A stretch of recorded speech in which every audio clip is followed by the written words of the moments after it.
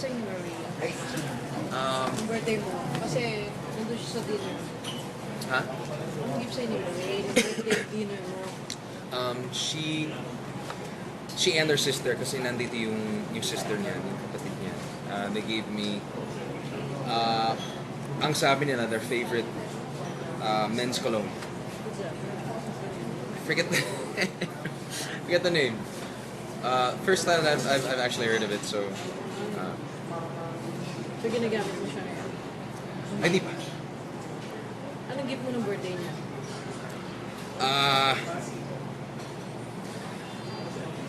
I wouldn't say birthday. It was something a long time ago kasi nag Europe tour yung Heartthrobs last year. And she's half Irish, half Japanese. Pero never siya pumunta sa Ireland.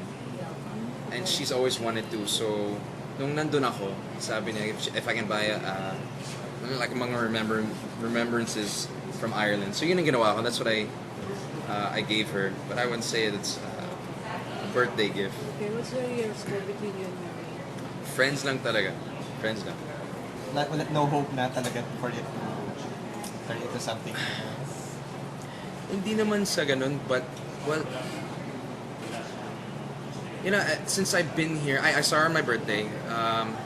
Before that, she's been here like 3 months, and I've only seen her 3 or 4 times. And I know she's leaving in maybe 3 weeks. 3 weeks now she's leaving. Going to? I believe she's going back to the States.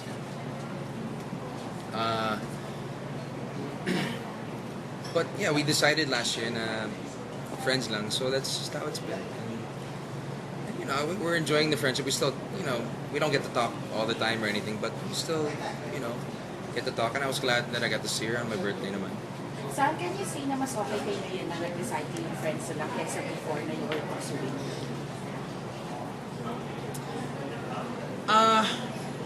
Yeah, I could say it like that. Kasi dati nung nagkaroon kami ng mga dates, di ba? Parang may expectation at the same time, in a way. But ang hirap, syempre, we were, you know, living so far apart. But ngayon, you know, it's no expectations at all and just enjoying the friendship. So. Ulit tayo, kamusta ang experience sa movie, doing the movie? Of course, doing indie films, it's not my first indie film. Doing indie film is a lot different than doing a mainstream. Yung, syempre, mas maraming tao, mas malaking set, and it's exploring your own acting, exploring a new director's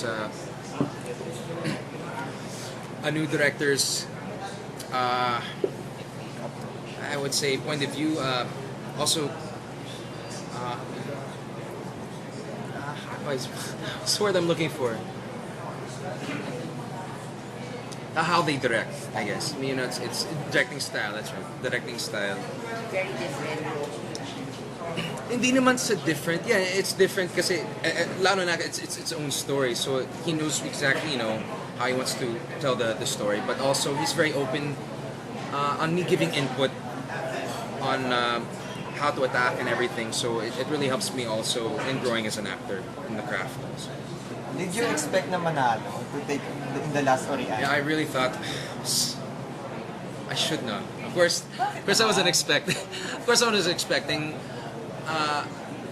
You know, yung mga kasama ko sa nominations, sino nanalo, si Sid, si Coco Martin, si Ben Medina. These are all actors na they always win the awards, they are always nominated. Ito ang unang nomination for Best Actor. Noong 2006, I won Best New Movie Actor, pero ito naman ang first nomination for Best Actor Award. And nomination pa lang, you know, feeling winner na, so happy ako. Saan nabanggit mo sila Coco, sila Sid? Ano feel mo ba na parang sila yung maarangkada ngayon? Sorry? Maarangkada, parang sila yung... On the list. Fast right? Sila ang... On the list. The more popular actors, right? That they are? Do you feel that? Yeah, well, I think if you are as great as actor they are, they're always going to be in demand. You know what I mean? Because there's mainstream actors that I don't want to say mainstream actors, but there's actors that are in for a season or anything, but they're actors. They're going to be around for how many years later because they're so good. Christopher De Leon, he's been around. He's such a good actor. You know what I mean? They're going to be around for however long they want to be. When you think of their name, alam mo na magaling ang performance nila. It's like when you hear Sean Penn, ay, alam mo na, magandang performance niya. It's the same with them. You already expect that the performance is going to be great. Hoping ka rin ba maging ganun someday?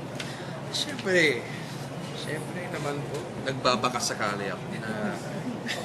I just wanted to use that word. Nagbabakasakali ako na yun ang mangyayari sa future. Pero magiging picky ka na rin pa medyo sa roles kasi nahanay ka, ay parang nanonominate ka na ngayon nare-recognize na nila yung talent mo sa acting. So do you think medyo magiging picky ka na sa roles na kukunin mo? I would say, kumpara sa dati, yes, I'm more picky kasi when I was first bago sa business, ako, whatever they gave me, whatever they said, management, anything, I'd say, okay, sige. Bahala kayo. Whatever you want to give me, I'll take it. I trust you guys. Pero ngayon, of course, I want to have a direction. You want to have a branding, I guess. And I give a lot more of my feedback kung ano ang gusto ko.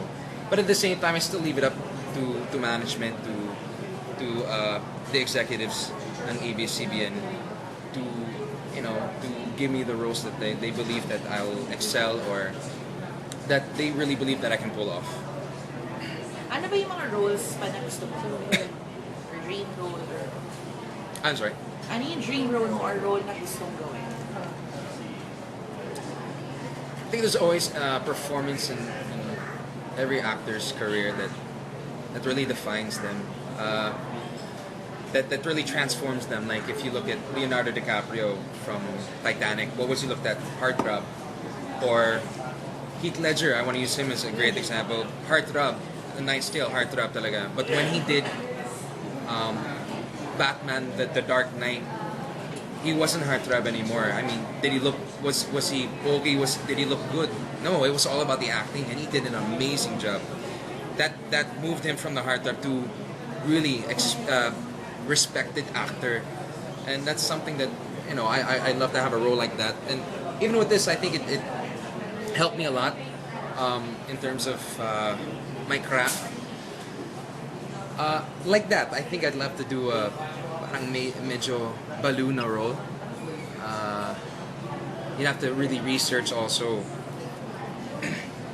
And yung mga roles na pagdating sa set dapat you really but the thing is, like with Heath Ledger, sometimes they get too into the role that carries on afterwards, which can be a little scary, but I think it's really how you handle it. But yeah, I think I'd like to have a role like that. That's really when I'm ready. I don't know if I would say I'm ready for those type of roles. I think it should be a build up. When I know I'm ready, I can do a role like that. Sa maiba lang ako kasi nadikit yata yung pangalan mo kay Julia Montes. Parang type mo raw siya. Ha? Kay Julia na chismis kasi. Oo. Or nasabi mo yata Type? si Julia. Kilala mo ba si Julia? I don't even Julia. Hindi. I found it funny that they were having chismis na I'm making ligaw. I don't even have her number or anything like that. But syempre, Magkakilala kayo? hinahangaan ko siya. Bakit mo siya She's hinahanga? what? Kasi Mara Clara, she's what? That's their first, even the two of them, that's their first big role that they're doing, and they're pulling it off so well, and that's why the ratings are doing so well, and to be that young and just to be doing so well. Nagkakilala na ba kayo? Yeah. We did ASAP. First time we ever met, I think, was ASAP in Iloilo. Yes, Iloilo. Yeah, Iloilo. And I got that with sabay kami papuntang ASAP. So, How's she in person? Nang na-meet bait. mo? You think na syempre siyang medyo kontrabida sa Mana Clara, but I hope people don't look at her that way kasi ang bait. Bait talaga. Pero bakit may lumalabas sa chismis na nililigawan mo siya? Parang dun lang ba kayo I have nakilala? no idea why. Like I said, I really admire her. She's beautiful. She's a very beautiful, beautiful girl. And I know, of course, she has a very bright future. But in terms of nililigawan ko siya, I have no idea why. All I say, galing. Ang galing talaga itong batang to. Ang ganda. Parang ano yun. Ang ganda itong batang to. Maybe from my comments, ay, baka may plano. Ayaw ko. Baka, Ganun lang. Ba't hindi mo siya kilala as Julia Montes? I'm sorry? Ba't hindi mo siya kilala as Julia Montes? Did I get to know her? Hindi mo siya kilala as Julia Montes kasi parang nagulat ka na kanina. why aren't you that familiar with her? No. I was, ewan ko. I didn't know you were talking about it first. But yeah, I do, Actually, I found that her real name is actually Mara. Mara. Clara. No, Mara. your name. Her name is Mara. Mara. Yeah. With Kasampo. Yeah. Mara So I find that very, Where do you very see funny. yourself ba? Kasi sinabi mo you're ready for love. Pero what if kunwari yung katulad niya na medyo mas bata rin sa'yo? Do you see yourself? Parang, Na mas bata? oo, parang katulad niya. Kasi Courting a nalilink na rin kayo younger- together eh. Ayun ang pangligawan. You know, I think that a lot of people say this, and I do believe it's true. Age is just a number. Totoo naman yan. I think it's all about your maturity level. But I think there's a lot of growing. Like, ako, I knew, for me right now, kumpara sa nung 17 lang ako, big difference. I think from 16 until your early 20s, you do a lot of changing, a lot of maturing. But some people mature a lot faster. Honestly, I can say siguro women do mature faster than guys. So it depends on connection and spark, and I think if it's too isip na bata, I think it might be batang isip. Batang isip. I think kung masyadong batang isip, Hindi mo type. it can be more difficult. You know what I mean? But age is just a number, and there's that connection and spark. But I think maybe there's a point where it's too young. You know what I mean? What's too young? 17. Below legal. Kasi it's the States. It's the States. Below 18, illegal na yan. We call it jailbait na yan. So sana at least 18. Oh, yan ngayon. I'm 22. 22 years old. Where? 5 years ago. I look younger, I know. I look younger, but 26. 27. 27. 27. So, sabi ng age is a number. How about parang, are you willing to fall in love with a girl na may anak na, like Jody na nakasama mo dito? Do you share her falling in love with him?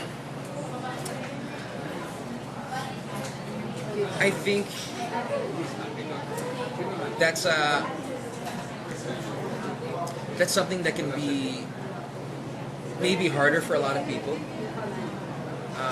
I know sometimes I have a friend in the States who did fall in love with a girl that already had a kid, and that made him harder to get over the girl kasi sobra siyang na-attached sa bata. He got very attached to the actually the best friend ko yun sa States. He really got attached also to her son. So mas nahirapan siya mag-move on. Depends on the person. Ako, yeah, like I've always said, for me it's all about connection, spark, excitement, and understanding, and you can always have you can say etong tipong girl na gusto ko, but you can meet that type of